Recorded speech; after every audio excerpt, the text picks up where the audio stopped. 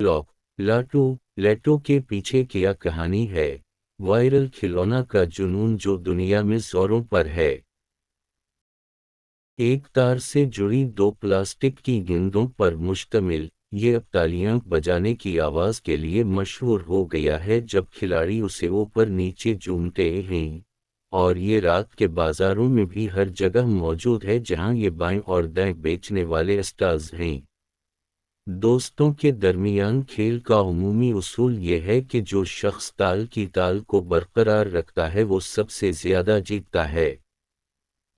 लाटो लेटो नौजवानों के तख़य्युल पर कब्जा करने के साथ और यहाँ तक कि एक मखसूस नायब वज़ीर आज़म लारेंस वानग भी कार्रवाई में शामिल हो रहे हैं। यहाँ इसकी तारीख के साथ साथ इसके बारे में कुछ दिलचस्प हक़ाइक़ पर एक सरसरी नज़र है। ये इंडोनेशिया से नहीं है, ये एक अमरीकी खिलौना है। कहा जाता है कि लाटो नाम बगीस के लफ्ज़ लटो से माखूज है जिसका तर्जुमा खड़कती आवाज़ बनाना है।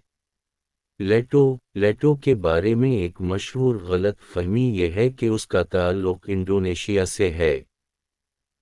अगरचे ये सच है कि इसकी मकबूलियत के दोबारा सर उठाने की वजह इंडोनेशिया के टिकटॉक रुझानात से मंसूब की जा सकती है। इस खिलौने की इब्तिदा रियासत-ए मुत्तहिदा में हुई जहां उसे क्लेकस कहा जाता था। इसे खतरनाक समझा जाता था। 1960 और 70 की दुहाई में असल क्लिकर्स या तो टेम्पर्ड ग्लास या एक्रिलिक से बनाए गए थे। इसका मतलब ये था कि गेंदें कभी कभार बिखर जाती थीं और मारने पर उड़ते हुए शार्ट भेज देती थीं। चूंकि ज्यादा से ज्यादा बच्चों को क्लिकर्स के साथ खेलने से चोट लगती है, US food and drug administration ने मैन्युफैक्चरर्स के लिए नए हिफाजती मियारात कायम किए हैं। नतीजे के तौर पर अमरीकी शेल्फ से क्लेकर्स निकाला गया था।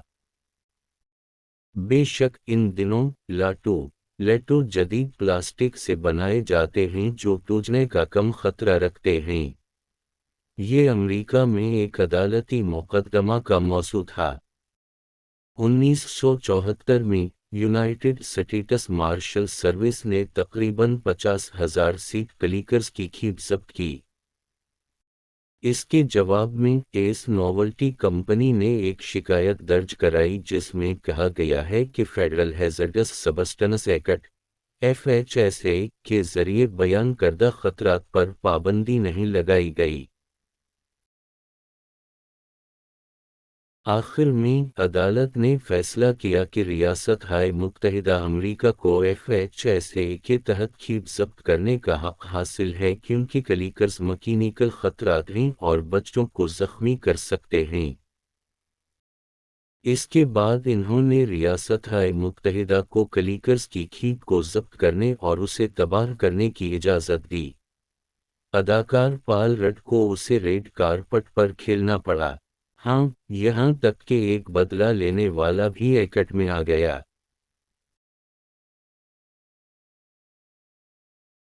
मार्वल स्टूडियोज के एंट-मैन एंड दी वास्प: क्विंटोमिनी के रेड कार्पेट प्रीमियर के दौरान इंडोनेशियाई मीडिया पोर्टल डेटिक काम के एक रिपोर्टर ने कास्ट प्ले लाटो बनाया जिसमें डायरेक्टर पीटर रेड फातेह के तौर पर सामने आए।